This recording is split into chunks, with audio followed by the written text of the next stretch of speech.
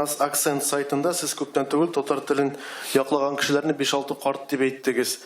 Һәм алар моңа 5-6 карт дип рәнҗеттегез инде кыскасы.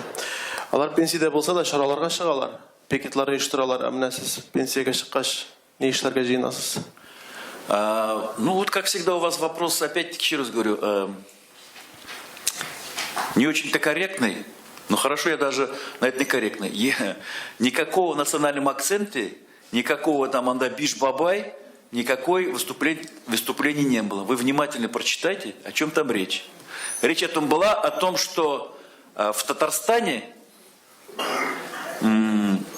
ряд организаций, в том числе о них было сказано ТОЦ, выступает против изучения русского языка, даже запретить. Вот такой вопрос задан. Я сказал, что никто в Татарстане против русского языка не выступает. И в том числе, если выступают эти дедушки, это их мнение, но с ними нужно тоже считаться.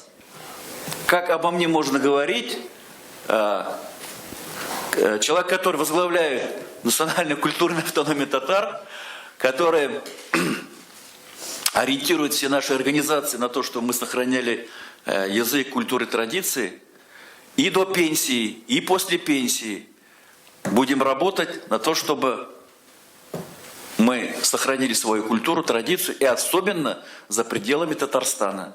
Там это очень остро, и там нужно вот им помогать.